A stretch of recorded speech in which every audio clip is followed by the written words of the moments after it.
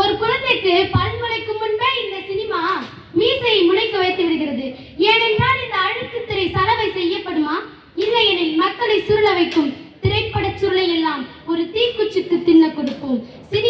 சினிமாவை குடித்து உண்டு உயிர் வாழ்ந்த வைரமுத்தின் வைரவரிகள். சினிமா என்னும் சாக்கடையில் புரண்டு கொண்டிருந்த ஒருவரால் கூட சினிமாவுக்கு நற்சான்றிதழ் கொடுக்க முடியவில்லை. ஏனென்றால் அந்த சினிமா அப்படிப்பட்ட ஒரு கொடுமையான கொடூரமான தீமையை தரக்கூடியது. அனைத்து மக்களுக்கும் எளிதில் சென்றடையக்கூடிய ஒரு தகவல் தொடர்பு என்னவென்றால் சினிமா. ஏனென்றால் அந்த சினிமா மக்களோடு மக்களாக இரண்டராக கலந்து விட்டது. அது உண்மைதான் நடுவரையா? ஆனால் அதன் அவல நிலை யாருக்கும் தெரியவில்லை.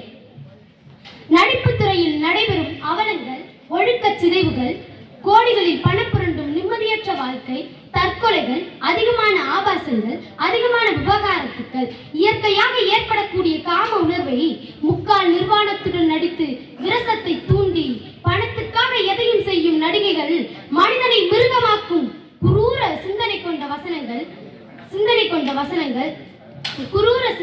வசனங்கள், இரட்டரை அர்த்தம் கொண்ட ஆபாச வசனங்கள், தீவிரவாத சண்டைகளுக்கு வழிவகுக்கும் சண்டை காட்சிகள், கதையை நம்பி இருந்த காலம் போய் சதையை நம்பி இருக்கும் காலம்.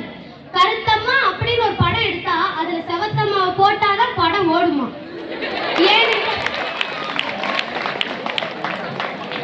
ரசிகர்களின் ரசனையை அறிந்தே அவர்கள் கேட்பதையே நாங்கள் தருகிறோம் என்கிறார்கள் இயக்குநர்கள். அப்படியானால் இவர்கள் கூறுவது என்ன? இது ரசனையே கிடையாதா? ஆபாசத்தையும் அசிங்கத்தையும் பார்ப்பதையும் சிந்திப்பதையும் தவிர அவனுக்கு வேறு சிந்தனையே கிடையாதா? எதுவரை இந்த சினிமா சதையை நம்பி இருக்கிறதோ, ஆபாசத்தை காட்டுகிறதோ, வக்ரங்களை ஊக்குவிக்கிறதோ, வன்முறைக்கு வித்திடுகிறதோ, மக்களுக்கு எதிராக இருக்கிறதோ, அதுவரை இந்த சினிமாவை புறந்தள்ளி விடுவோம். ஒரு நாள் என்னுடைய ஆசிரியர் வகுப்பறையில் கூறினார், நமக்கு முன்பு வாழ்ந்த அம்பேத்கர் அவர்களுக்கு ஒரு நாள் உடல்நிலை சரியில்லாத போது மருத்துவரிடம் சென்றார். அப்போது மருத்துவர் என்ன சொன்னார் அப்படின்னா, ஒரு நாளைக்கு ஒரு மூடி ஆல்கஹாலை எடுத்துக்கொள்ளுங்கள், உங்கள் உடல்நிலை சரியாகிவிடும் என்று சொன்னாராம். அதற்கு இவர் என்ன சொன்னார் என்றால், என் உயிரே போனாலும் ஒருபோதும் நான் மதுவை அருந்த மாட்டேன் என்று சொல்லியிருக்கிறார்.